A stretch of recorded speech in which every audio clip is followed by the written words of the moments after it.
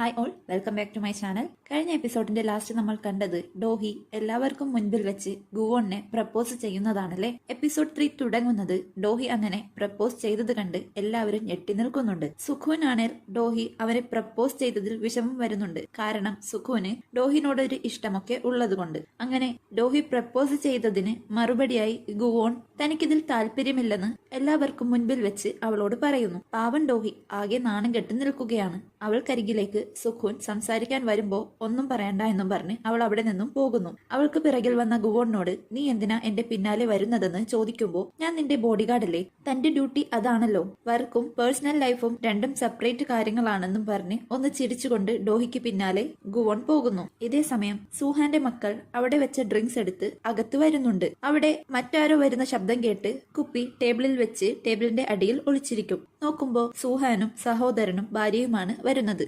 സൂഹാൻ അവരോടായി അവൾക്ക് എത്ര ധൈര്യമുണ്ടായിട്ട് വേണം നമ്മുടെ എല്ലാം മുൻപിൽ വെച്ച് അവനെ പ്രപ്പോസ് ചെയ്യാൻ. അമ്മ അവൾക്ക് എഴുതി വെച്ച സ്വത്തിന്റെ പേരിൽ നമുക്ക് ലീഗലായിട്ട് മുന്നോട്ട് പോകാമെന്ന് പറയുമ്പോൾ അതിനിവിടെ പ്രസക്തിയില്ല. കാരണം അമ്മയുടെ ഷെയർസ് ആവശ്യത്തിൽ കൂടുതൽ നമ്മൾക്ക് ലഭിച്ചിട്ടുണ്ടെന്ന് സുകുമിൻ പറയുന്നു. ഇതൊക്കെ കേട്ട് ഡൗൺ ആയി സൂഹാൻ അവിടെ ഇരിക്കുമ്പോൾ ടേബിളിന്റെ അടിയിൽ ഇരിക്കുന്ന തന്റെ മക്കളെ കണ്ട് പേടിക്കുന്നു. അവർ അവിടെ നിന്നും ഇറങ്ങി ഓടുന്നതിന്റെ പിന്നാലെ അവളും പോകും. ഉടനെ സുകുമിന്റെ ഭാര്യ ഇനി എന്ത് ചെയ്യുമെന്ന് ചോദിക്കുമ്പോൾ 12 വർഷം മുൻപ് നടന്ന കാര്യം സുക്മിൻ ആലോചിക്കും. തന്റെ അമ്മ ആരോടോ ഫോണിലായി പറയുന്നു അവൻ ചെയ്ത തെറ്റിന് അവനുള്ള ശിക്ഷ ലഭിക്കണമെന്ന്. തൊട്ടരികിൽ സുക്മിൻ കരഞ്ഞുകൊണ്ട് അമ്മേ ഞാൻ കുടിച്ചിട്ടുണ്ടായിരുന്നു, അത് ആളാണെന്ന് ഞാൻ കണ്ടില്ല എന്നൊക്കെ പറയുമ്പോൾ അതൊന്നും കാര്യമാക്കാതെ മാഡം ജോ എടുത്ത തീരുമാനത്തിൽ തന്നെ മുന്നോട്ട് പോകുന്നു. സുക്മിൻ കുടിച്ച് വണ്ടി ഓടിച്ച് ആക്സിഡന്റോ മറ്റോ ആക്കിയതിന്റെയാണ്. പ്രസന്റിൽ അതോർത്ത് സുക്മിൻ അമ്മയോടുള്ള ദേഷ്യം ഇങ്ങനെ കാണിക്കുന്നുണ്ട്. അമ്മയുടെ ആഗ്രഹം പോലെ തന്നെ ഇപ്പോഴും അവരെ താഴ്ത്തിക്കളഞ്ഞെന്നൊക്കെ അവൻ ഭാര്യയോട് പറയുന്നുണ്ട്. ഇതേ സമയം തന്റെ ഫ്ളാറ്റിലേക്ക് കാറിൽ യാത്ര ചെയ്ത് പോയിക്കൊണ്ടിരുന്ന ഡോഹിയോട്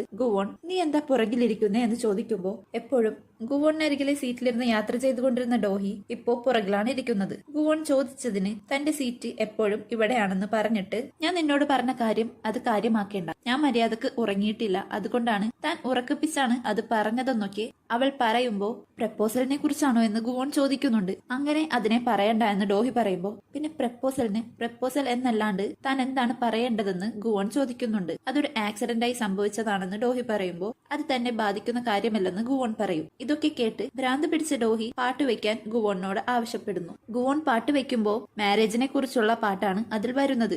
മാറ്റി മാറ്റി വെച്ചിട്ടും എല്ലാ പാട്ടും കല്യാണത്തിനെ കുറിച്ചുള്ളതാണ്. സഹികെട്ട ഡോഹി പാട്ട് ഓഫാക്കാൻ പറയുന്നുണ്ട്.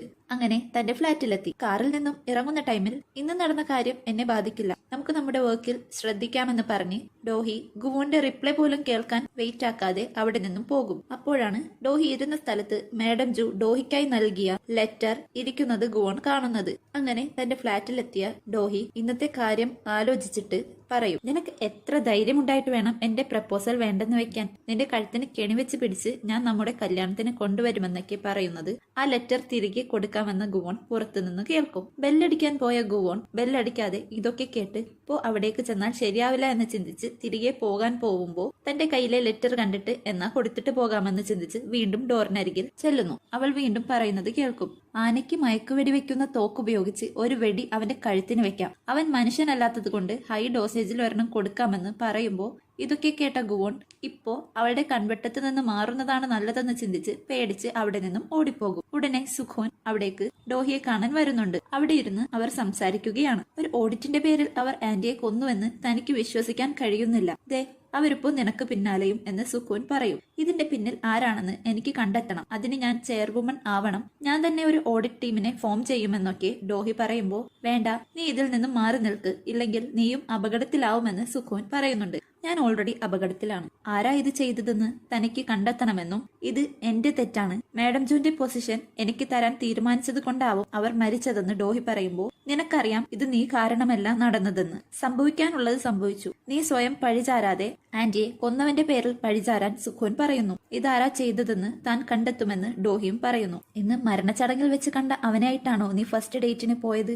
അതാണോ ഗുവോൺ ആദ്യ ഡേറ്റിൽ കണ്ട ഒരാളെ എങ്ങനെ നീ കല്യാണം കഴിക്കാൻ തീരുമാനിച്ചേ എന്ന് അവൻ ചോദിക്കുമ്പോൾ അതുകൊണ്ട് മാത്രമല്ല അവൻ തന്റെ ജീവൻ പല തവണയായി രക്ഷിച്ചിട്ടുണ്ടെന്നും ഡോഹി പറയുമ്പോൾ അതാണോ നീ അവനെ ബോഡി ഗാർഡായിട്ട് വെച്ചേക്കുന്നേ എന്ന് സുക്കൂൻ ചോദിച്ചു. അവൾ അതെ എന്ന് പറഞ്ഞിട്ട് മറ്റാരെക്കാളും എന്നെ നല്ലതുപോലെ സംരക്ഷിക്കാൻ അവന് കഴിയുമെന്ന് അവൾ പറയുന്നു. ഇതേ സമയം ഗുവോന്റെ ഓഫീസിലെത്തിയ ഗുവോനോട് ബട്ട്ലർ എങ്ങനെയുണ്ടായിരുന്നു അവിടുത്തെ ചടങ്ങൊക്കെ, ഫുഡൊക്കെ എങ്ങനെയുണ്ടായിരുന്നു എന്നൊക്കെ ചോദിക്കുമ്പോൾ അത് മരണച്ചടങ്ങായിരുന്നില്ല, ഒരു സർപ്രൈസ് പാർട്ടി ആയിരുന്നു എന്നും തന്നെ ഡോഹി വിവാഹം കഴിക്കാൻ പ്രപ്പോസ് ചെയ്തെന്നും പറയുമ്പോൾ ഉടനെ ബട്ട്ലർ അപ്പോ ആ സിനിമ ശരിക്കും സത്യമാണോ? ഒരു സിനിമയുണ്ടെന്നും ഒരു സിംഗറും അതിന്റെ ബോഡി ഗാർഡും. ആദ്യം അവർ തമ്മിൽ വെറുപ്പായിരുന്നു, പിന്നീട് അവർ ഇഷ്ടത്തിലായെന്നും ബട്ട്ലർ പറയുമ്പോൾ ഏയ് അതുപോലെയല്ല, ഞങ്ങൾ ഡോഹി എന്നെ പ്രപ്പോസ് ചെയ്തത് അവളുടെ ഉറക്കപ്പിച്ചാണെന്ന് എന്നോട് പറഞ്ഞായിരുന്നു എന്ന് ഗുവോൺ പറയുമ്പോൾ അതൊന്നും നിനക്ക് അറിയാനിട്ടാണ്, അല്ലെങ്കിലും മനുഷ്യൻ ഉറക്കപ്പിച്ചോ കുടിച്ച ടൈമിലൊക്കെയാണ് അവരുടെ സത്യാവസ്ഥ പുറത്തു വരുന്നതെന്നും ബോഡി ഗാർഡിന് 3 നിയമങ്ങളുണ്ട്. ഒന്നാമത്തേത് അവരെ കൺവെട്ടത്ത് നിന്ന് മാറ്റരുത്, രണ്ടാമത്തേത് അവളിൽ നിന്നും ഒരിക്കലും അകന്നു പോവരുത്, മൂന്നാമത്തെ റൂൾ ഒരിക്കലും അവളുമായി പ്രണയത്തിലാവരുതെന്നൊക്കെ ബട്ട്ലർ പറഞ്ഞിട്ട് ഞാനൊരു ബോഡി ഗാർഡ് ആയാൽ മതിയായിരുന്നു, ഇങ്ങനെ ബട്ട്ലർ ആവാതെ എന്നൊക്കെ പറയുമ്പോൾ ടേബിളിൽ ഇരിക്കുന്ന കുറെ ഫയൽ ഗുവോൺ കാണിച്ചിട്ട് നീ പോയി ആദ്യം നിന്റെ വർക്കൊക്കെ തീർക്കെന്ന് അവൻ പറയുന്നു. അതിന് എന്റെ വർക്കൊക്കെ എപ്പോഴേ കഴിഞ്ഞു, അതൊക്കെ നിങ്ങൾക്കുള്ള വർക്കാണെന്ന് ബട്ട്ലർ പറയും. ഗുവോൺ ഞെട്ടി നോക്കുന്നുണ്ട്. ഇതേ സമയം ഡോഹിയുടെ ഫ്ളാറ്റിൽ സോഫയിലായി കിടക്കുന്ന സുഖുവിനോടായി സോഫയിൽ കിടന്നാൽ മര്യാദക്ക് ഉറങ്ങാൻ പറ്റില്ല എന്ന് ഡോഹി പറയുമ്പോൾ അതിന് ഞാൻ ഉറങ്ങുന്നില്ല, നീ പോയി ഉറങ്ങിക്കോ, ഞാൻ ഇവിടെ കാവലിരുന്നോളാം, നിന്നെ ഇവിടെ തനിച്ചാക്കി പോയാൽ എനിക്ക് ഉറക്കം കിട്ടില്ലെന്ന് അവൻ പറയുമ്പോൾ ഞാൻ പറഞ്ഞില്ലേ എനിക്ക് കുഴപ്പമൊന്നുമില്ല, നിനക്കറിയാലോ ഞാനുള്ള സ്ഥലത്ത് ഒരാൾ ഉള്ളപ്പോ ഞാൻ എങ്ങനെ ഉറങ്ങുക എന്ന് ഡോഹി ചോദിക്കുന്നു. എന്നാൽ ഞാൻ ഡോറിന് പുറത്തിരിക്കാമെന്ന് സുക്കൂൻ പറയുന്നു. ഞാൻ നിന്നോട് പറഞ്ഞല്ലോ എനിക്ക് അങ്ങനെ ഉറക്കം കിട്ടില്ല, അതുകൊണ്ട് നീ പോയിക്കോ എന്ന് ഡോഹി പറയുന്നു. ഓക്കെ, നീ പോയി നല്ലതുപോലെ ഉറങ്ങിക്കോ, ഞാൻ ഓഫീസിൽ പോയി പേപ്പേഴ്സും കാര്യങ്ങളൊക്കെ ചെക്ക് ചെയ്യാമെന്നും ആന്റിയുടെ കാര്യത്തിൽ സഹായിക്കാമെന്നും പറഞ്ഞ് അവളുടെ ഫോണിൽ അവന്റെ നമ്പർ എമർജൻസി കോണ്ടാക്ട് ആയിട്ട് ആഡ് ചെയ്ത് ഇടും. അതും കഴിഞ്ഞ് അവൻ അവിടെ നിന്നും പോകും. ഡോറ് ക്ലോസ് ചെയ്തു വന്ന ഡോഹി 17 വർഷങ്ങൾക്ക് ശേഷം താൻ വീണ്ടും തനിച്ചായെന്ന് അവൾ സ്വയം ചിന്തിക്കും. എന്നിട്ട് മാഡം ജൂന്റെ ലെറ്റർ വായിക്കാമെന്ന് ചിന്തിച്ച് അതെടുക്കാൻ പോകുന്നതും അവൾക്ക് ഒരു നോട്ടിഫിക്കേഷൻ വരും. നോക്കുമ്പോൾ അവൾ ഇന്ന് പ്രപ്പോസ് ചെയ്തതിന്റെ ഫോട്ടോസും മറ്റും സോഷ്യൽ മീഡിയയിൽ വൈറലായി കൊണ്ടിരിക്കുകയാണ്. ഗുവോന്റെ ഫേസ് ബ്ലറായാണ് അതിലുള്ളത്. അവൻ ആരാണെന്നൊക്കെ ഗ്രൂപ്പ് ചാറ്റിൽ അവളോട് ചോദിക്കുന്നുണ്ട്. അതൊക്കെ കണ്ട് ഡോഹി ആകെ നാണംകെട്ട ലെവലിലാണ് ഉള്ളത്. ഇതേ സമയം ഗുവോൺ തന്റെ ഓഫീസിൽ ആ ഫയൽസ് ഒക്കെ സൈൻ ചെയ്തുകൊണ്ട് ഇതെങ്ങനെ ഓരോന്ന് സൈൻ ചെയ്യുന്ന കാര്യം തനിക്ക് വിശ്വസിക്കാൻ പറ്റുന്നില്ല, തന്റെ പവേഴ്സ് പോയതിനു ശേഷം ലൈഫ് വളരെ മോശമായി എന്നൊക്കെ പറയുമ്പോൾ നീ ഡോഹിന്റെ പ്രപ്പോസിന്റെ കാര്യത്തിൽ എന്ത് ചെയ്യാനാണ് പ്ലാൻ എന്ന് ബട്ട്ലർ ചോദിക്കും. ഒരു ബോഡി ഗാർഡായ തനിക്ക് അവളെ വിവാഹം ചെയ്യാൻ ഭ്രാന്തില്ലെന്നും അടുത്ത ഫുൾ മൂൺ വരുന്നത് വരെയാണ് ഞാൻ കാത്തിരിക്കുന്നത് തന്റെ പവേഴ്സ് തിരിച്ചു കിട്ടാനെന്ന് ഗുവോൺ പറയും. പെട്ടെന്ന് അവിടേക്ക് ഗയോങ് വന്നിട്ട് ഡോഡോഹി പ്രപ്പോസ് ചെയ്ത ആള് നീയാണോ, എത്ര ധൈര്യമുണ്ടായിട്ട് വേണം അവൾ നിന്നെ പ്രപ്പോസ് ചെയ്യാനെന്നൊക്കെ അവൾ പറഞ്ഞ് ഗുവോണിന് നേരെ വരുന്നുണ്ട്. ഓൾറെഡി അവൾക്ക് ഗുവോണിനെ ഇഷ്ടമാണല്ലോ. അപ്പോ അതാ കറക്റ്റ് ആയിട്ട് ഗുവോണിന് ഡോഹിയുടെ കോൾ വരും. അതെടുക്കുമ്പോ ഡോഹി അവനെ ഉടനെ കാണണമെന്ന് പറഞ്ഞ് ഫോൺ വെക്കും. അങ്ങനെ അവൻ അവളെ കാണാൻ ചെല്ലുന്നു. അവളെ കണ്ട ഗുവോൺ ഇങ്ങനെ രാത്രി സൺഗ്ലാസ് വെക്കാൻ നീ എന്താ ഫേമസ് ആണെന്നാണോ വിചാരിക്കുന്നതെന്ന് അവൻ ചോദിക്കുമ്പോ അതേലോ, നീയല്ലേ എന്നെ ഫേമസ് ആക്കിയതെന്ന് ഡോഹി പറഞ്ഞിട്ട് ആ ഫോട്ടോ കാണിച്ചു കൊടുക്കും. അത് നോക്കിയ ഗുവോൺ അവർ തെറ്റായ മുഖമാണ് ബ്ലറാക്കിയത്, എന്റെ മുഖം കാണിച്ചെങ്കിൽ ഇതിലും റീച്ച് കിട്ടിയാനേ എന്ന് ഗുവോൺ പറയും. നീ എന്തിനാ എന്റെ പ്രപ്പോസ് വേണ്ടെന്ന് വെച്ചത്, അതെന്റെ സ്റ്റാറ്റസിനെ തന്നെ ബാധിച്ചില്ലേ, നീ നോ പറഞ്ഞതിന്റെ കാരണം എനിക്കറിയണമെന്ന് അവൾ പറയുമ്പോൾ തനിക്ക് സിംഗിൾ ആയിട്ടിരിക്കാനാണ് പ്ലാൻ എന്ന് ഗുവോൺ പറയും. എനിക്കും അങ്ങനെ തന്നെയാണെന്ന് ഡോഹി പറയും. അത് നല്ല കാര്യം, എന്നാ പിന്നെ സംഭവിച്ച കാര്യങ്ങളൊക്കെ മറന്നേക്കാൻ അവൻ പറയുമ്പോ എനിക്ക് നാണക്കേടുണ്ടാക്കിയ കാര്യം മറക്കാൻ പറഞ്ഞതിന് താങ്ക്സ്, ഈ ലോകം മൊത്തം ഇതറിഞ്ഞു എന്ന് അവൾ പറയുമ്പോൾ അവിടെ അത്രയും ആളുകളുണ്ടായിട്ട് നീ എന്തിനാ എന്നെ പ്രപ്പോസ് ചെയ്തേന്ന് അവൻ ചോദിക്കുമ്പോൾ അവൾക്കതിന് മറുപടി ഒന്നും കിട്ടുന്നില്ല. ഉടനെ ഗുവോൺ പറയും, അപ്പോ ഞാൻ കേട്ടത് കറക്റ്റ് ആണോ, ആ മൂവിയിൽ ഉള്ളത് പോലെ ആണല്ലേ എന്നൊക്കെ അവൻ പറയുന്നുണ്ട്. നീ എന്താ ഉദ്ദേശിക്കുന്നതെന്ന് ഡോഹി ചോദിക്കുന്നുണ്ട്. മനുഷ്യൻ ഉറക്കപ്പിച്ച് കുറച്ചുകൂടെ സിൻസിയർ ആയിരിക്കുമല്ലേ എന്ന് അവൻ ചോദിക്കുമ്പോൾ താൻ അത് സീരിയസ് ആയിട്ട് പറഞ്ഞതല്ല എന്ന് അവൾ പറയും. എന്നാ പിന്നെ വേറെ ചോദ്യമൊന്നും ചോദിക്കാതെ കല്യാണം കഴിക്കാൻ നീ വേറെ ആളെ കണ്ടെത്താൻ ഗുവോൺ ആവശ്യപ്പെടും. നീ വിഷമിക്കണ്ട, ഈ ഭൂമിയിൽ അവശേഷിക്കുന്ന ഒരേ ഒരാണ് നീയാണേൽ പോലും ഞാൻ നിന്നെ വിവാഹം കഴിക്കില്ലെന്ന് പറഞ്ഞ് അവൾ അവിടെ നിന്നും പോകും. നടക്കുന്നതിന്റെ ഇടയിൽ ഗുവോൺ ലിഫ്റ്റ് തരാമെന്ന് പറയുമ്പോൾ അതിന്റെ ആവശ്യമില്ലെന്ന് അവൾ പറയും. ഇനിയും ആസിഡ് അറ്റാക്ക് ഉണ്ടായാലോ എന്ന് അവൻ ചോദിക്കുമ്പോൾ പേടിച്ചു പോയ ഡോഹി ആറ്റിറ്റ്യൂഡ് ഇട്ട് വേഗം വന്ന് വണ്ടിയെടുക്കാൻ പറയുന്നു. അങ്ങനെ പോകുന്ന വഴിയിൽ രക്ഷ എന്നത് വളരെ മനോഹരമാണ്. അവൾ ടയേർഡായ ലെവലിൽ പറയുമ്പോൾ നീ നല്ലതുപോലെ ഉറങ്ങണമെന്ന് അവൻ പറയും. ഫേക്കായ കാര്യങ്ങൾ എപ്പോഴും സ്വീറ്റ് ആയിരിക്കും. ഉദാഹരണത്തിന് രക്ഷ, സ്നേഹം, സന്തോഷം. ഏറ്റവും വേഴ്സ്റ്റായ കാര്യം എന്താണെന്ന് നിനക്കറിയോ? സന്തോഷമാവാൻ ശ്രമിക്കുന്ന മനുഷ്യൻ അവസാനം സന്തോഷമാവത്തില്ല. അതുകൊണ്ടാണ് ഞാൻ സന്തോഷമാവാൻ ശ്രമിക്കാത്തത് എന്ന് ഡോഹി പറയുന്നു. അപ്പോൾ സന്തോഷമല്ല നിന്റെ ജീവിതത്തിന്റെ ലക്ഷ്യമെങ്കിൽ പിന്നെന്തിനാ നീ ഹാർഡ് വർക്ക് ചെയ്യുന്നേ എന്ന് ഗുവോൺ ചോദിക്കുന്നു. അത് തന്റെ ഒരു ശീലമായി പോയി. അച്ഛനും അമ്മയും പോയതിനു ശേഷം ഒന്നും ചെയ്യാതിരിക്കുമ്പോൾ സങ്കടം, ഒറ്റപ്പെടൽ അങ്ങനെ ഒരുപാട് അനുഭവിച്ചു. അതിലൊന്നും പെടാതിരിക്കാനാണ് താൻ എപ്പോഴും ഇങ്ങനെ ഹാർഡ് വർക്ക് ചെയ്യുന്നേ, തന്നെ സ്വയം ബിസിയാക്കി വെക്കുന്നേ എന്ന് പറഞ്ഞ് അവൾ ഉറങ്ങിപ്പോകും. ഗുവോൺ ഇതൊക്കെ കേട്ട് അവളെ നോക്കുന്നുണ്ട്. സിഗ്നൽ വരുമ്പോൾ അവൾ ഉണരാതെ പതിയെ വണ്ടി നിർത്തും. പുറകിലെ വണ്ടിയിൽ നിന്നും ഹോൺ അടിക്കുന്ന സൗണ്ട് കേൾക്കുമ്പോൾ അത് കേട്ട് ഡോഹി ഉണരാതിരിക്കാൻ ഡോഹിയുടെ കൈ പിടിച്ച് തന്റെ പവർ ആക്ടിവേറ്റ് ആക്കും. ഉടനെ പുറകിൽ ഹോണടിച്ച കാറിലെ എയർ ബാഗ് ഓപ്പൺ ആവും. അങ്ങനെ അവൻ മെല്ലെ വണ്ടി ഓടിച്ച് അവളുടെ ഫ്ലാറ്റിലേക്ക് എത്തും. എന്നിട്ട് തന്റെ കയ്യിലുണ്ടായ മാഡം ജൂന്റെ ലെറ്റർ അവളുടെ ബാഗിൽ വെച്ചു കൊടുത്തിട്ട് വണ്ടി ഒന്നുകൂടെ ഫ്രണ്ടിലേക്ക് എടുത്ത് ബ്രേക്ക് ഇടും. അതിൽ അവൾ എഴുന്നേൽക്കും. പേടിച്ചു പോയ ഡോഹി എന്താ പറ്റിയെന്ന് ചോദിക്കുമ്പോൾ നീ ഒച്ചയിൽ കൂർക്കം വലിച്ചെന്ന് അവൻ പറയും. അങ്ങനെ തന്റെ ഫ്ലാറ്റിന്റെ ഡോറിന്റെ അരികിലേക്ക് നടക്കുമ്പോൾ ഞാനങ്ങനെ കൂർക്കം വലിക്കാറില്ല, ഞാൻ വളരെ ടയേർഡായിരുന്നു എന്ന് ഡോഹി പറയും. നീ പുറത്തേക്ക് ഒറ്റയ്ക്ക് പോയി പ്രശ്നത്തിൽ ചെന്ന് ചാടരുത്, എപ്പോ ആവശ്യമുള്ളപ്പോഴും എന്നെ വിളിക്കണമെന്ന് പറഞ്ഞ് ഗുവോൺ അവിടെ നിന്നും പോകും. അങ്ങനെ അകത്തെത്തിയ ഡോഹി ഗുവോന്റെ നമ്പറും എമർജൻസി കോണ്ടാക്റ്റിൽ സേവ് ആക്കി വെക്കുന്നുണ്ട്. എന്നിട്ട് മാഡം ജു കൊടുത്ത ലെറ്റർ വായിക്കും.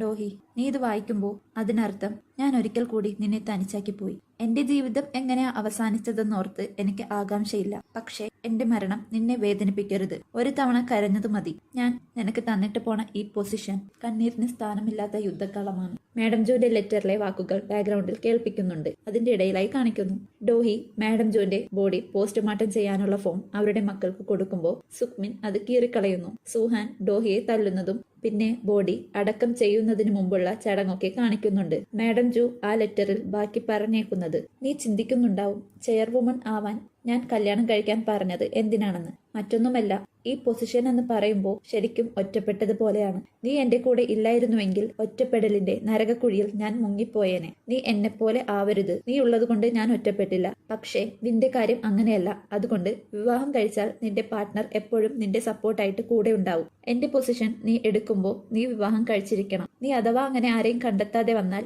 ഇതെല്ലാം ആ ചെന്നായ്ക്കൾക്ക് വലിച്ചെറിഞ്ഞു കൊടുത്തിട്ട് നിന്നെ രക്ഷിക്കണമെന്നൊക്കെയാണ് അതിലുള്ളത്. ഇപ്പോ ബോഡി അടക്കം ചെയ്തു കഴിഞ്ഞു. മാഡം ജുവിന്റെ ശവക്കല്ലറയുടെ അരികിൽ നിന്ന് ഡോഹി പറയും, നിങ്ങളുടെ ഉദ്ദേശം എനിക്ക് മനസ്സിലായി മാഡം ജു, പക്ഷെ എന്നെ വിശ്വസിക്കേ, ഇതെല്ലാം എനിക്ക് മാനേജ് ചെയ്യാൻ പറ്റുമെന്ന് പറഞ്ഞ് അവൾ അവിടെ നിന്നും പോകും. മാഡം ജുവിനെ അടക്കം ചെയ്തതിന്റെ അപ്പുറത്തായി കുറച്ച് ആളുകൾ അവരുടെ ബോസിനെ നഷ്ടപ്പെട്ടതിന്റെ പേരിൽ കരയുകയാണ്. ഇവരുടെ ബോസിനെയാണ് ഗുവോൺ എഗ്രിമെന്റ് തീർന്നതുകൊണ്ട് സോൾ കളക്ട് ചെയ്തു പോയത്. അത് മാത്രമല്ല, ഗുവോൺ അവിടെ നിന്ന് ഇറങ്ങിപ്പോകുന്നത് ഇവൻ കണ്ടതുകൊണ്ടാണല്ലോ. അവർ ഫസ്റ്റ് എപ്പിസോഡിൽ റെസ്റ്റോറന്റിൽ വന്ന് ഗുവോണിനെ തല്ലാൻ നോക്കുമ്പോൾ എല്ലാത്തിനെയും പേപ്പറിലെ പടമാക്കിയിട്ട് പിന്നീട് റിലീസ് ചെയ്തത്. അങ്ങനെ അതിലെ ഇപ്പോ മെയിനായിട്ടുള്ള ഒരുത്തൻ തന്റെ ബോസിനെ കൊന്നവന്റെ തല ബോസിന് വേണ്ടി എടുക്കുമെന്നൊക്കെ പറഞ്ഞ് പ്രതിജ്ഞ ചെയ്യുന്നുണ്ട്. അവിടേക്ക് ആ ഗ്യാങ്ങിലെ ഒരുത്തൻ വന്നിട്ട് നമ്മളെ റെസ്റ്റോറന്റിൽ വെച്ച് തല്ലിയവന്റെ പേര് കിട്ടിയെന്നും പറഞ്ഞ് അവൻ തല്ലിയതിന്റെ CCTV ഫൂട്ടേജ് കാണിച്ചു കൊടുക്കും. അവൻ അവരെ തിരിച്ചു തല്ലുന്ന ഭാഗം കാണിക്കുന്നില്ല. ഇതെന്താ ഇങ്ങനെയെന്ന് അവിടുത്തെ സ്റ്റാഫിനും അറിയില്ലെന്നാ പറഞ്ഞതെന്ന് ആ ഫൂട്ടേജ് കൊണ്ടുവന്നവൻ പറയുന്നു. ഇവൻ ഇത് ഏത് നരകമാണെന്ന് പറയുന്നുണ്ട്. പിന്നീട് പണ്ടത്തെ കാലഘട്ടം കുറച്ച് ഭാഗം കാണിക്കുന്നുണ്ട്. അതിൽ ട്രഡീഷണൽ ഡ്രസ്സ് ധരിച്ച് ഗുവോൺ നടന്നു വരുമ്പോൾ എല്ലാവരും അവനെ യങ് മാസ്റ്റർ എന്ന് ബഹുമാനത്തോടെ വിളിക്കുന്നു. ഇതെല്ലാം ഒരു സ്വപ്നം പോലെ കണ്ട് ഗുവോൺ ഉണർന്നിരിക്കുകയാണ്. അവിടേക്ക് ബട്ട്ലർ വരുമ്പോൾ ഗുവോൺ പറയും, താൻ മനുഷ്യനായിരുന്നപ്പോഴുള്ള ഓർമ്മകൾ തന്റെ മൈൻഡിലേക്ക് തിരിച്ചു വരാൻ തുടങ്ങിയെന്നും എല്ലാവരും യങ് മാസ്റ്റർ എന്നൊക്കെ വിളിക്കുമെന്നൊക്കെ പറയുമ്പോൾ അതെന്താ പെട്ടെന്ന് 200 വർഷങ്ങൾക്ക് മുൻപുള്ള ഓർമ്മകൾ തിരിച്ചു വരുന്നേ? നിങ്ങളുടെ പവേഴ്സ് ഇല്ലാത്തത് കൊണ്ട് നിങ്ങൾ ഇപ്പോൾ മനുഷ്യനായി മാറുകയാവും. അതുകൊണ്ടാവും ഓർമ്മകൾ തിരിച്ചു വരുന്നത്. അപ്പോൾ നിങ്ങളും എല്ലാവരെ പോലെ ആവും, നിങ്ങൾക്കും വയസ്സാവുമെന്ന് പറഞ്ഞ് കണ്ണാടി എടുത്ത് കാണിച്ചിട്ട് നോക്കിയേ, അധികം താമസിയാതെ നിങ്ങളും എന്നെപ്പോലെ ആയി വരുമെന്ന് പറയുമ്പോൾ എപ്പോഴും യങ് ആയി ഇരിക്കാൻ ആഗ്രഹിച്ച ഗുവോൺ അത് നടക്കാൻ പാടില്ലെന്ന് പറഞ്ഞ് ടെൻഷൻ ആവുന്നത് കണ്ട് ബട്ട്ലർ ചിരിക്കുന്നുണ്ട്. തനിക്ക് തന്റെ ടാറ്റു തിരിച്ചു വേണമെന്ന് ഗുവോൺ പറഞ്ഞിട്ട് ഡ്യൂട്ടിക്ക് പോകുന്ന വഴിയിൽ ഡോഹിയോട് തന്റെ ടാറ്റു ഉള്ള കൈ തരാൻ ആവശ്യപ്പെട്ട് അവളുടെ കയ്യിൽ പിടിച്ച് ആശ്വസിച്ചിരിക്കുമ്പോൾ നീ എന്തെങ്കിലും ചെയ്യാൻ പോവുകയാണോ എന്ന് അവൾ ചോദിക്കും. അല്ല എന്ന് അവൻ പറയുമ്പോൾ പിന്നെന്തിനാ തന്റെ കയ്യിൽ പിടിച്ചതെന്ന് അവൾ ചോദിക്കും. തനിക്ക് റിലീഫ് കിട്ടുന്നുണ്ട്. കുറെ നേരം അങ്ങനെ ഇരിക്കാൻ പറയുമ്പോൾ അത് പറ്റില്ല, എനിക്ക് കുറച്ച് വിലയും നിലയും ഒക്കെ ഉള്ളതാണ്. നീ ഇങ്ങനെ എപ്പോഴും കയ്യിൽ പിടിച്ചാൽ കാണുന്ന ആളുകൾ എന്നെക്കുറിച്ച് എന്ത് വിചാരിക്കുമെന്ന് ഡോഹി പറയുന്നു. തനിക്ക് തന്റെ പവേഴ്സില്ലിൽ സാധാരണ മനുഷ്യനായി കഴിയേണ്ടി വരുമെന്നും അതിനർത്ഥം എനിക്ക് ഒട്ടും താമസമില്ലെന്ന് അവൻ പറയും. ഓ, അപ്പോ നിനക്ക് പ്രായമാവാതിരിക്കാനാണോ എന്റെ കയ്യിൽ പിടിക്കുന്നതെന്ന് അവൾ ചോദിക്കുമ്പോൾ അതെ എന്ന് അവൻ പറയും. അതിനിടയിൽ അവരുടെ വണ്ടി സിഗ്നലിൽ നിർത്തുമ്പോൾ അവിടെ കഴിഞ്ഞുപോയ എപ്പിസോഡിൽ പോലീസ് സ്റ്റേഷനിൽ വന്ന സ്ത്രീയെ കാണിക്കുന്നുണ്ട്. അവർ ഇവരെ നോക്കുന്നത് കാണിക്കുന്നുണ്ട്. ഡോഹിയും ഗുവോണും അവിടെ നിന്നും പോകുന്നു. പെട്ടെന്ന് ഒരാൾ നടക്കുന്നതിന്റെ ഇടയിൽ ആ സ്ത്രീയുടെ സാധനങ്ങൾ തട്ടുമ്പോൾ അയാൾ സോറി പറയുന്നുണ്ട്. ഉടനെ ആ സ്ത്രീ ബോക്സ് തുറന്ന് യാചിക്കുന്നുണ്ട്. കയ്യിൽ ക്യാഷില്ലേൽ അക്കൗണ്ടിൽ ഇട്ടാൽ മതിയെന്ന് പറഞ്ഞ് തന്റെ നമ്പർ കാണിച്ചു കൊടുക്കുന്നുണ്ട്. അങ്ങനെ അവർ ഓഫീസിലെത്തി. തന്റെ ടാറ്റുള്ള ഡോഹിയുടെ കൈ പിടിക്കാൻ ഗുവോൺ നോക്കിയിട്ട് അവൾ സമ്മതിക്കുന്നില്ല. ലിഫ്റ്റിലാണേൽ പ്രായമായി വരുന്നതിന്റെ ആഡ് കണ്ടിട്ട് അവൻ പേടിച്ച് അവളുടെ കൈ നോക്കുമ്പോൾ ഒരു തരത്തിലും അവൾ സമ്മതിക്കുന്നില്ല. അങ്ങനെ ലിഫ്റ്റിൽ നിന്ന് ഇറങ്ങി നടക്കുകയാണ്. തന്റെ ഓഫീസ് റൂമിന്റെ ഫ്രണ്ടിലായി വന്ന സെക്രട്ടറിയോട് താൻ പറഞ്ഞ ഡേറ്റിന്റെ കാര്യം എന്തായി എന്ന് ചോദിച്ചിട്ട് ഞാൻ ഉദ്ദേശിച്ചത് ആദ്യം ഞാൻ ഡേറ്റിന് ചെന്നപ്പോ ആള് മാറിപ്പോയല്ലോ, അതുകൊണ്ട് എന്നെ അന്ന് കാണാൻ വരാൻ പറഞ്ഞ ആളുമായി ഒരു ഡേറ്റ് അറേഞ്ച് ചെയ്യാൻ സെക്രട്ടറിയോട് ഡോഹി പറയുമ്പോൾ ഗുവോൺ ഓരോ എക്സ്പ്രഷൻ ഇടുന്നുണ്ട്. അന്നവൾ ആള് മാറിയാണല്ലോ ഗുവോണിനെ പോയി കണ്ടത്, അതുകൊണ്ട് അന്ന് കാണാൻ പറ്റാത്ത ആളെ കാണാനായിട്ടാണ് അവളിപ്പോ സെക്രട്ടറിയോട് പറഞ്ഞത്. നിങ്ങൾ പറഞ്ഞ കുറച്ച് ഫുട്ടേജ് ഒക്കെ കിട്ടിയിട്ടുണ്ടെന്ന് സെക്രട്ടറി ഡോഹിയോട് പറയും. അങ്ങനെ മാഡം ജോയുടെ വീട്ടിലെ CCTV ഫുട്ടേജ് ഡോഹി ചെക്ക് ചെയ്യുകയാണ്. നീ എന്താ നോക്കുന്നതെന്ന് ഗുവോൺ ചോദിക്കുമ്പോൾ ഓഡിറ്റ് ടീമിനെ വിളിച്ചതിന്റെ അന്ന് മരുന്നിന്റെ അലർജി ആയിട്ടാണ് മാഡം ജോ മരിച്ചത്. അവരുടെ മരുന്ന് ബാഗിലാണുള്ളത്. ആരെങ്കിലും അത് മാറ്റിവെച്ചിട്ടുണ്ടെങ്കിൽ അത് CCTVയിൽ ഉണ്ടാവുമല്ലോ, അത് ചെക്ക് ചെയ്യാനാണെന്ന് ഡോഹി പറയും. ഇത് നോക്കാൻ കുറെ ടൈം എടുക്കുമല്ലേ? ഗുഡ് ലക്ക് എന്ന് പറഞ്ഞ് അവൻ അവിടെ നിന്നും പോകാൻ പോകുന്നതും ഡോഹി അവനെ പിടിച്ചു വലിച്ചിട്ട് നീ മറന്നോ, നമ്മൾ ഒരേ വഞ്ചിയിലെ യാത്രക്കാരാണെന്ന് പറഞ്ഞ് അവനോടും ചെക്ക് ചെയ്യാൻ ആവശ്യപ്പെടും. പാവം ഗുവോൺ ചോദിക്കുന്നുണ്ട്, ഞാൻ ബോഡി ഗാർഡാണോ അതോ പ്രൈവറ്റ് ഡിറ്റക്റ്റീവ് ആണോ എന്ന്.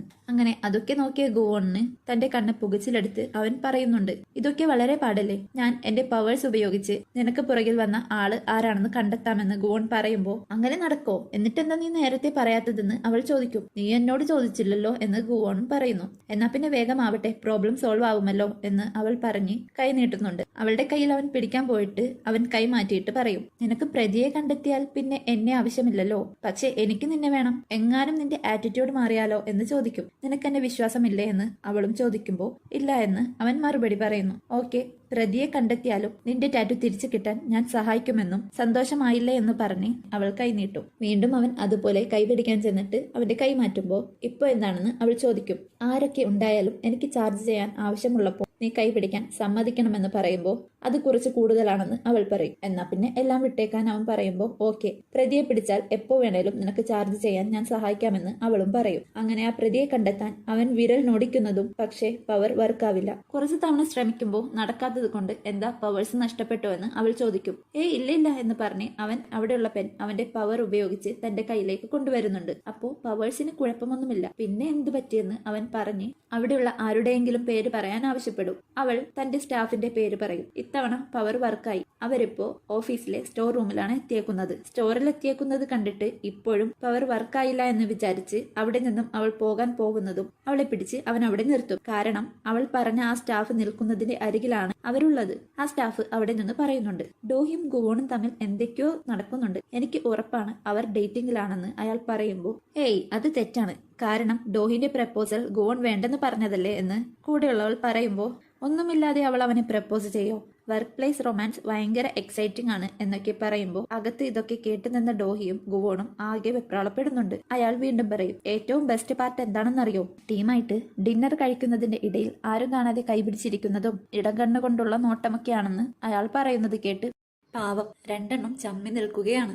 അവർ അവിടെ നിന്നും നീങ്ങാൻ ശ്രമിക്കുമ്പോൾ അവിടുത്തെ ഒരു ബോക്സ് തട്ടുന്ന ശബ്ദം വെളിയിൽ കേൾക്കും. പുറത്തുനിന്ന് ഗോസിപ്പ് അടിച്ചവർ പേടിച്ച് അതിന് എലി ആയിരിക്കോ എന്ന് പറഞ്ഞ് സ്റ്റോർ റൂം തുറന്നു നോക്കും. പക്ഷെ ആരെയും കാണില്ല. അവരപ്പോഴേക്കും ഓഫീസിന് പുറത്തെത്തി. എന്നാലും എന്തായിരിക്കും എനിക്ക് അവന്റെ മുഖം കണ്ടുപിടിക്കാൻ പറ്റാത്തത്, ഞാൻ അവന്റെ മുഖം ശരിക്ക് കണ്ടതാണല്ലോ എന്നൊക്കെ ഗുവോൺ പറയുമ്പോൾ ഇനി അവൻ വല്ല പ്ലാസ്റ്റിക് സർജറിയും ചെയ്തിട്ടുണ്ടാവോ എന്ന് ഡോഹി ചോദിക്കുന്നുണ്ട്. അപ്പോൾ എന്റെ പവേഴ്സിന്റെ പ്രശ്നമല്ലെന്ന് പറഞ്ഞ് ഗുവോൺ അവളുടെ കൈ പിടിക്കാൻ പോകുന്നതും അവൾ കൈ മാറ്റി മാറ്റിയിട്ട് പ്രതിയെ പിടിച്ചു കഴിഞ്ഞിട്ട് മാത്രം, അല്ലെങ്കിൽ തന്നെ എല്ലാവർക്കും നമ്മൾ ഡേറ്റിംഗിലാണെന്ന് സംശയമുണ്ടെന്ന് പറഞ്ഞ് അവൾ അവിടെ നിന്നും പോകും. ഇതേ സമയം ആ സൈക്കോ തന്റെ ഗോഡൌണിൽ പാട്ടൊക്കെ കേട്ട് കിടക്കുന്നതിന്റെ ഇടയിൽ ഒരു മെസ്സേജ് വരും. വേട്ടപ്പട്ടിയെ അഴിച്ചുവിട് എന്നാണ് അതിലുള്ളത്. ഇതേ സമയം ഓഫീസിലിരിക്കുന്ന ഗുവോണിനോട് അവിടുത്തെ സ്റ്റാഫ് അവൻ വന്നതിന്റെ വെൽക്കം പാർട്ടി ആയിട്ട് വൈകിട്ട് ഡ്രിങ്ക്സ് അടിക്കാൻ കൂടിയാലോ എന്ന് ചോദിക്കുന്നുണ്ട്. അത് കേട്ട് ബാക്കി 2 വാലുകളും സപ്പോർട്ട് ചെയ്യുന്നുണ്ട്. ഇതേ സമയം മറ്റൊരിടത്ത് ആ ബോസിനെ കൊന്നതിന്റെ പകരം വീട്ടാൻ ഗുവോണിനെ കണ്ടെത്താനുള്ള പ്ലാനിംഗ് നടക്കുകയാണ്. പ്രൈവറ്റ് ഡിറ്റക്റ്റീവോ കാർഡ് കമ്പനിയോ അങ്ങനെ എന്തെങ്കിലും ഉപയോഗിച്ച് അവനെ കണ്ടെത്താൻ അയാൾ പറയുന്നുണ്ട്. ഉടനെ അവിടേക്ക് അവിടുത്തെ സ്റ്റാഫ് വരുമ്പോ കൂടെയുള്ള ഒരുത്തൻ ഐസ് മെൽറ്റായി വേറെ കൊണ്ടുവരാൻ ഒച്ചയെടുക്കും. ആ വന്ന ആൾ ഒരു ലെറ്ററും വെച്ചിട്ടാണ് പോയത്. അതിൽ നോക്കുമ്പോൾ ഗുവോന്റെയും ഡോഹിയുടെയും ഫോട്ടോയും ഡീറ്റെയിലുമാണ് ഉള്ളത്. അവിടേക്ക് വന്നത് അവിടുത്തെ സ്റ്റാഫ് അല്ല, ആ സൈക്കോ ആയിരുന്നു. അവിടെ നിന്നും പുറത്തേക്കിറങ്ങി ആ സൈക്കോ പോകുന്നുണ്ട്. അയാൾ കൊടുത്തതിൽ ഗുവോന്റെ ഫൗണ്ടേഷൻ കമ്പനിയുടെയും അവൻ ഡോഹിയുടെ ബോഡി ഗാർഡായിട്ട് വർക്ക് ചെയ്യുന്നതിന്റെ ഫുൾ ഡീറ്റെയിൽസും ഉണ്ടാവും. ഇതേ സമയം ജാക്കറ്റും ഗ്ലൗസും ഒക്കെ ഇട്ട ഒരാൾ മേഡം ജൂന്റെ വീട്ടിൽ അവരുടെ ടേബിളിന്റെ അരികിലൊക്കെ വന്നേക്കുന്നത് കാണിക്കുന്നുണ്ട്. ഒപ്പം മേഡം ജു മരിക്കുന്നതിന്റെ അന്ന് നടന്ന സംഭവം കാണിക്കുന്നുണ്ട്. തന്റെ ഓഫീസിലെ ഫിനാൻഷ്യൽ അഡ്വൈസറിനെ കൊന്നതിന്റെ പേരിൽ മേഡം ജു ഒരാളെ ഷൗട്ട് ചെയ്യുന്നത് കാണിച്ചില്ലേ? അയാൾ ആ ദേഷ്യത്തിൽ മുറിയുടെ പുറത്ത് വന്ന് കൈ ചുരുട്ടിപ്പിടിച്ച് നിന്നില്ലേ? അത് ആരാണെന്ന് കാണിക്കുന്നില്ല. അയാളാണ് മേഡം ജുവിന്റെ മരുന്നിന്റെ കുപ്പിയിലുണ്ടായ മരുന്ന് മാറ്റി വേറെ മരുന്ന് വെച്ചത്. അതാണ് അവരുടെ മരണകാരണം. പ്രസന്റിൽ ഡോഹി CCTV ഫൂട്ടേജ് ചെക്ക് ചെയ്യുമ്പോൾ 8:03 വിഷ്വലിൽ മേഡം ജുവിന്റെ ബാഗ് ഇരുന്ന സ്ഥലത്ത് നിന്ന് 8:23 ആ ബാഗ് കുറച്ച് നീങ്ങിയിരിക്കുന്നതായിട്ടാണ് കാണിക്കുന്നത്. 8:03 8:23 ഇടയിലുള്ള വിഷ്വൽസ് ആരോ മാറ്റിയെന്ന് ഡോഹി മനസ്സിലാക്കുന്നു. അവൾക്കരികിലേക്ക് ഗുവോൺ വരുന്നുണ്ട്. ഉടനെ അവൾക്ക് സുഖുവിന്റെ കോൾ വരും. അവൻ മാഡം ജൂന്റെ ലാപ്ടോപ്പ് സെർച്ച് ചെയ്തു. പക്ഷെ അതിൽ ഒന്നുമില്ല, ആരോ അതെല്ലാം ക്ലീൻ ചെയ്ത് വെച്ചിട്ടുണ്ടെന്ന് പറയും. അവൾ ചെക്ക് ചെയ്ത CCTV ഫുട്ടേജിലും അതുപോലെയാണെന്നും ഡോഹി അവനോട് പറയുന്നു. നീ ഫുഡ് കഴിച്ചായിരുന്നോ? നമുക്ക് ഒന്നിച്ച് കഴിക്കാം, ഞാനിപ്പോ വരാമെന്ന് സുഖോൻ പറയുമ്പോൾ ടൈം ഇത്രയും ആയത് അറിഞ്ഞില്ല. കുഴപ്പമില്ല, ഉറപ്പായി ഞാൻ എന്തെങ്കിലും കഴിച്ചോളാമെന്ന് പറഞ്ഞ് അവൾ ഫോൺ വെക്കും. നമുക്ക് ഓൾറെഡി കുറച്ച് പ്ലാൻ ഉണ്ടെന്ന് പറഞ്ഞ് അവിടുത്തെ സ്റ്റാഫ് പറഞ്ഞ വെൽക്കം പാർട്ടിക്ക് ഡോഹിയും കൂട്ടി ഗുവോൺ ചെല്ലും. അവിടെ എത്തിയിട്ട് ഗുവോൺ ഇടക്ക് അവളുടെ കൈ ഇങ്ങനെ നോക്കിയിരിക്കുകയാണ്. ഉടനെ കൂട്ടത്തിൽ ഒരു സ്റ്റാഫ് ചോദിക്കും, എന്താ എല്ലാവരും മിണ്ടാതിരിക്കുന്നേ? ഡോഡോഹി ഉള്ളത് ആർക്കെങ്കിലും അൺകംഫർട്ടബിൾ ആണോ എന്ന് ചോദിക്കുമ്പോൾ കൂട്ടത്തിലെ ഒരാൾ അവൻ പറഞ്ഞതിന് അവനെ തട്ടി മിസ് ഡോഡോഹി വരുന്നെന്ന് അറിഞ്ഞെങ്കിൽ ഞങ്ങൾ നല്ല സ്ഥലം ബുക്ക് ചെയ്തേനെ എന്ന് പറയും. ഇത് ഗുവോണിനുള്ള ഒരു കാഷ്വൽ വെൽക്കം പാർട്ടി ആണെന്ന് ആ ലേഡി സ്റ്റാഫ് ഡോഡോഹിനോടായി പറയും. അങ്ങനെ അവർ ഡ്രിങ്ക്സ് ഒക്കെ ഒഴിച്ച് ഗുവോണിന് കൊടുക്കുമ്പോൾ താൻ ഡ്യൂട്ടിയിലാണ്, അതുകൊണ്ട് വേണ്ട എന്ന് പറയും.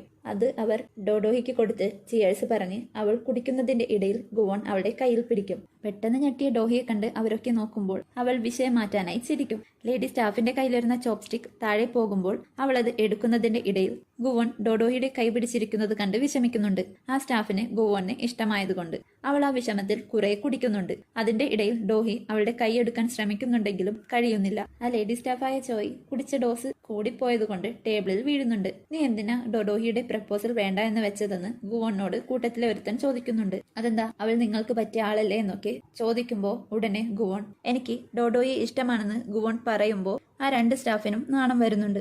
എന്തുകൊണ്ടാ ഇഷ്ടപ്പെടുന്നത് എന്ന് ചോദിക്കുമ്പോൾ പന്നിയിറച്ചി ഇഷ്ടപ്പെടുന്നവർ പന്നികളെ വിവാഹം കഴിക്കാറില്ലല്ലോ എന്ന് പറയും.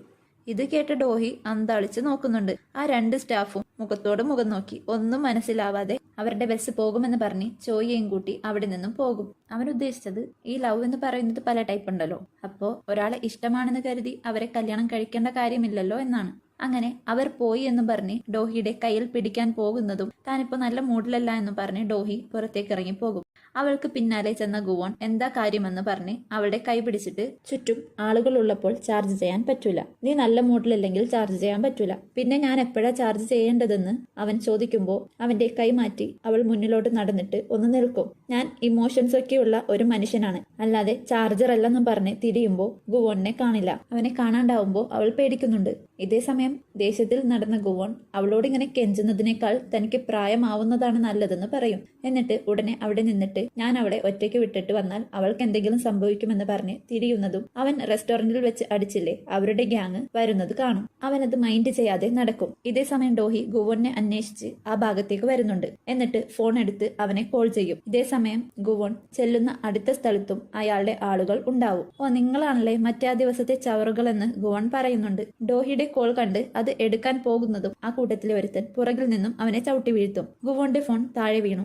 അപ്പോഴാണ് അവൻ അവിടെ കിടന്ന് ന്യൂസ് പേപ്പർ കാണുന്നത്. അവൻ അതെടുത്ത് തിരിഞ്ഞിട്ട് നിങ്ങൾ എന്റെ അടുത്ത് നിന്ന് പോകുന്നതാണ് നല്ലതെന്ന് ഗുവോൺ പറയുമ്പോൾ ആ ന്യൂസ് പേപ്പർ കണ്ട് അവർ പേടിക്കുന്നുണ്ട്. കാരണം ആ റെസ്റ്റോറന്റിൽ ന്യൂസ് പേപ്പർ വെച്ചാണല്ലോ ഇവർക്ക് ഗുവോൺ പണി കൊടുത്തത്. ഗുവോൺ നോക്കുമ്പോൾ താഴെ കിടക്കുന്ന തന്റെ ഫോണിൽ ഡോഹിയുടെ കോൾ വരുന്നത് കാണും. അവൻ ആ ന്യൂസ് പേപ്പർ അവർക്ക് നേരെ എറിഞ്ഞിട്ട് ഓടിപ്പോകും. അവരും അവന്റെ പിന്നാലെ പോകും. ഇതേസമയം ഗുവോണിനെ വിളിച്ചിട്ട് എടുക്കാത്തത് കൊണ്ട് അവൻ എവിടെ പോയെന്ന് പേടിച്ച് അവൾ വീണ്ടും വീണ്ടും വിളിച്ചു നോക്കുന്നുണ്ട്. ഇതേസമയം സുക്മിൻ തന്റെ അമ്മ കൊടുത്ത ലെറ്റർ വായിച്ചിട്ട് ദേഷ്യത്തിൽ അത് കത്തിച്ച് കളഞ്ഞുകൊണ്ട് അവരുടെ ഫോട്ടോ നോക്കിയിട്ട് അമ്മേ, മറ്റുള്ളവരെ കുറ്റപ്പെടുത്താനുള്ള അവകാശമെങ്കിലും അമ്മയ്ക്കുണ്ടോ എന്ന് ചോദിക്കുന്നുണ്ട്.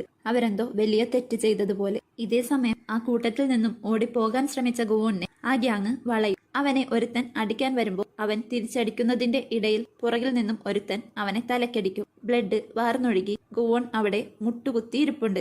അവസാനം നിന്നെ കിട്ടി, ഇത് ഞങ്ങളുടെ ബോസിന് വേണ്ടിയെന്ന് പറഞ്ഞ് അവനെ തല്ലാൻ പോകുന്നതും വിസിലടിക്കുന്ന സൗണ്ട് കേൾക്കും. അവർ തിരിഞ്ഞു നോക്കുമ്പോൾ ഡോഹിയാണ് വിസിലടിച്ചത്. നീ ആരാണെന്ന് അവർ ചോദിക്കുമ്പോൾ ഷോക്ക് നൽകുന്ന ഡിവൈസ് എടുത്തിട്ട് അവൾ പറയും, ഞാൻ എന്റെ ബോഡിഗാർഡിന്റെ ബോഡിഗാർഡാണെന്ന്. എല്ലാവരും അത് കേട്ട് ചിരിക്കുന്നുണ്ട്.